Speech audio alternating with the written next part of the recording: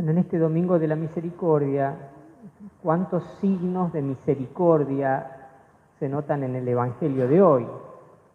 El primero, tal vez el más obvio, es el don a la Iglesia, a los apóstoles, de perdonar los pecados.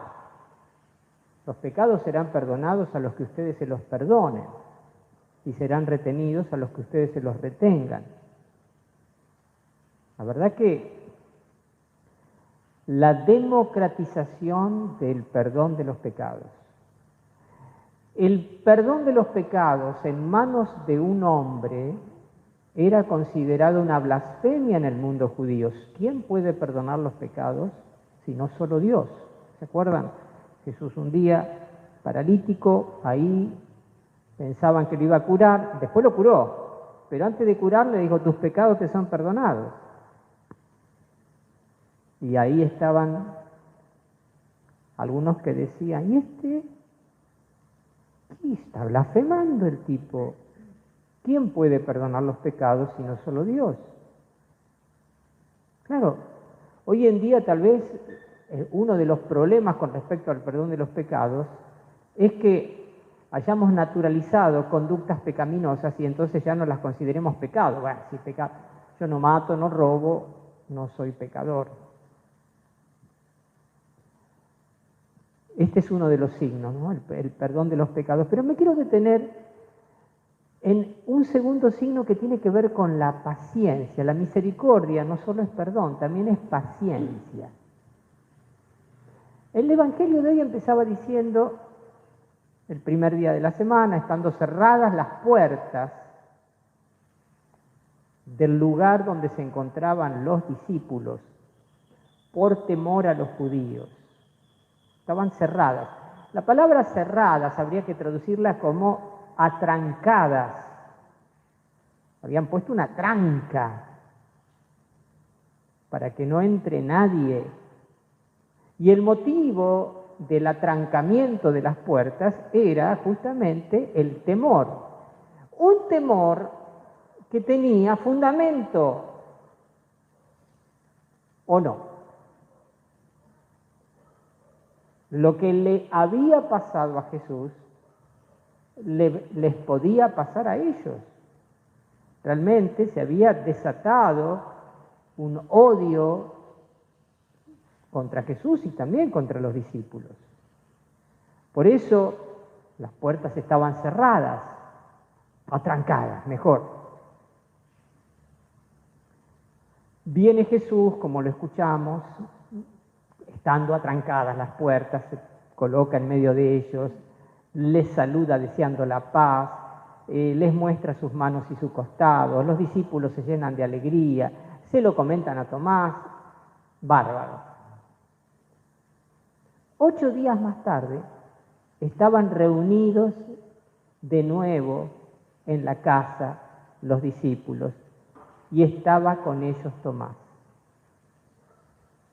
Y fíjense el detalle, dice, llegó Jesús estando las puertas cerradas, literalmente atrancadas, el mismo verbo. Pregunto, ¿no había pasado nada entre un domingo y otro para que las puertas siguieran atrancadas?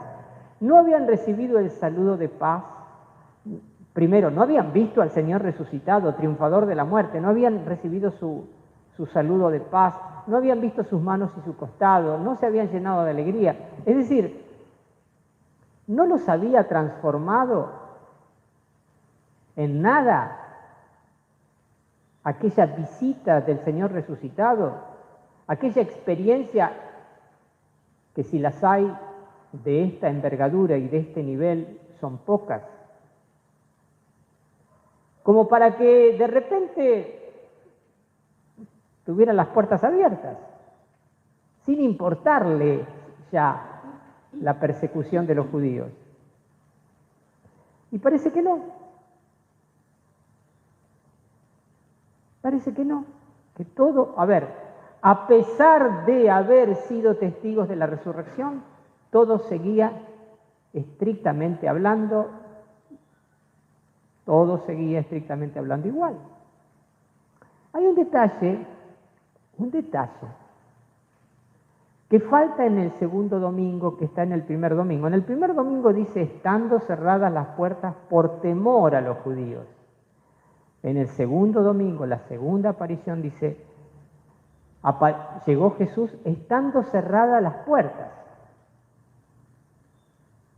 Falta la referencia expresa al temor de los judíos. Fíjense, ¿qué ha pasado entre un domingo y otro?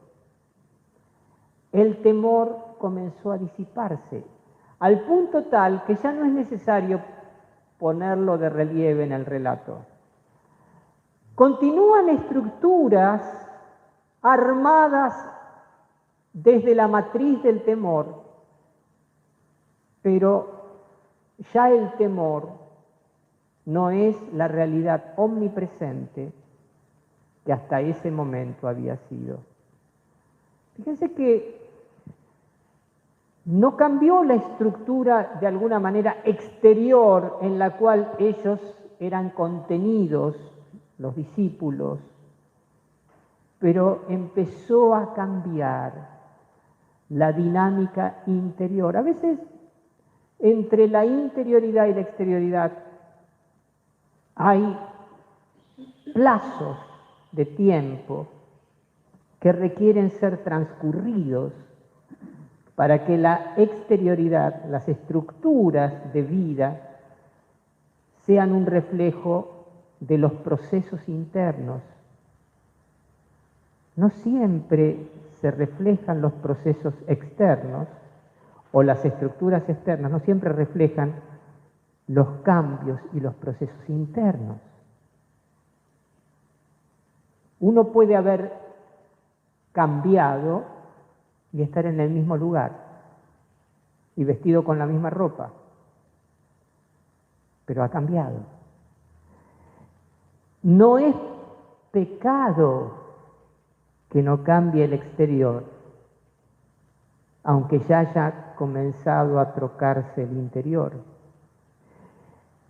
El tiempo que requiere lo exterior es muchas veces mayor que el tiempo que requiere lo interior. Uno puede, por ejemplo, decir y aceptar en la fe, acepto a Jesucristo, confieso su muerte y su resurrección, pero seguir en medio de los mismos quilombos que antes, perdón por la palabra antes.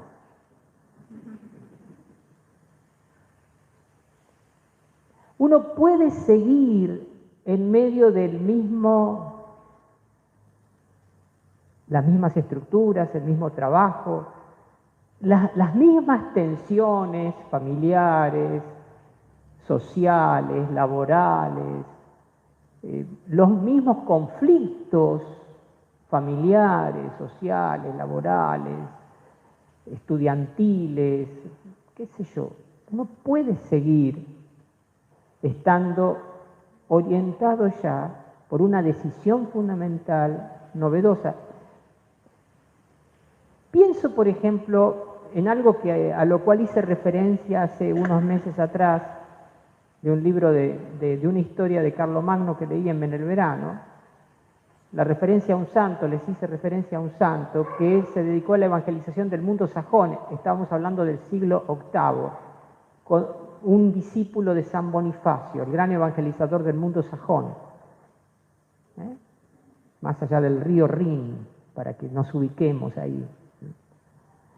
Y este santo, ahora se me fue el nombre porque no es muy conocido, se encuentra con Carlomagno, o mejor dicho, Carlomagno se va a encontrar con él, cuando era rey todavía de los francos, todavía no había sido coronado emperador.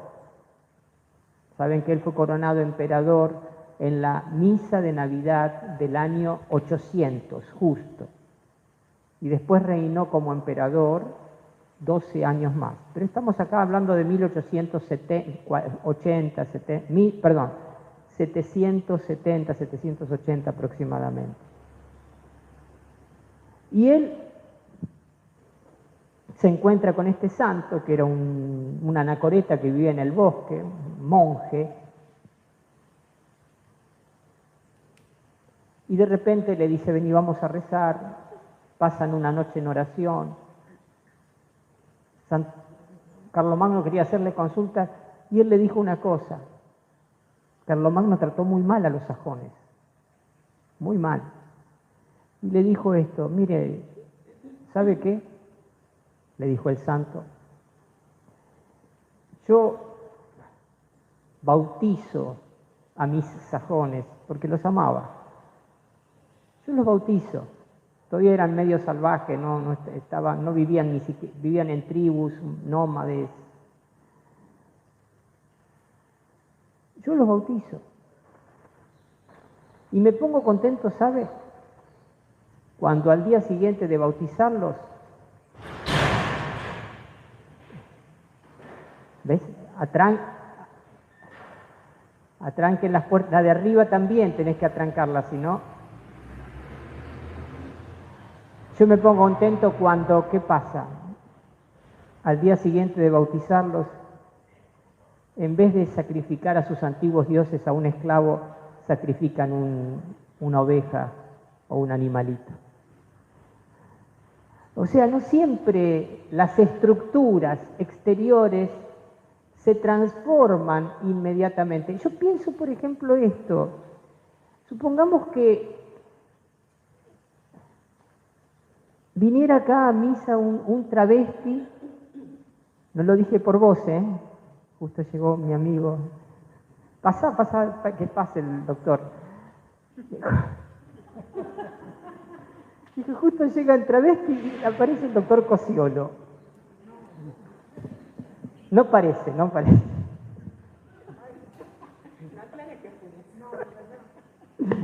Esto tiene que constar en acta. Entonces, de repente aparece en una misa acá, y Jesucristo le tocó el corazón, me quiero bautizar, padre. Y al otro día le voy a decir que venga vestido de señorito. Así, si no tiene ropa todavía de señorito, por ahí. ¿Cómo se transforman las cosas? Por eso hay un tiempo de paciencia. Hay un tiempo de paciencia, sí que hay una nueva dirección. Yo antes caminaba para allá, ahora camino para acá. Pero hay un tiempo de paciencia. Donde al menos te voy a pedir, no hagas gala de aquello que hacías gala antes. Pero si no tenés otra ropa honesta para vestirte, vestite como te vestías ayer. ¿Se entiende? Y así pasan muchas cosas. Por ejemplo, sin un ejemplo tan... ¿Cuántas cosas de nuestras dinámicas familiares parece que no cambian, que siguen igual? Que siguen igual a lo largo de meses, años, etc. Y eso muchas veces nos desanima y nos hace pensar mal de nosotros mismos. Yo no cambio más, una porquería, es un desastre, lo mío es un desastre. ¿Cuántas personas hablan mal de sí mismas? Y generalmente los que hablan mal de sí mismos y piensan mal de sí mismos suelen ser los que más, muchas veces, socialmente se muestran como satisfechos de sí mismos. Pero en la verdad están muy decepcionados de sí mismos. Y entonces, ¿qué pasa? ¿No pasó nada? ¿No pasó Cristo? Y uno empieza, no digo a echarle la culpa a Cristo, pero empieza a echarse la culpa a sí mismo, que lo que viví no fue verdadero, no, fue una ilusión, me equivoqué.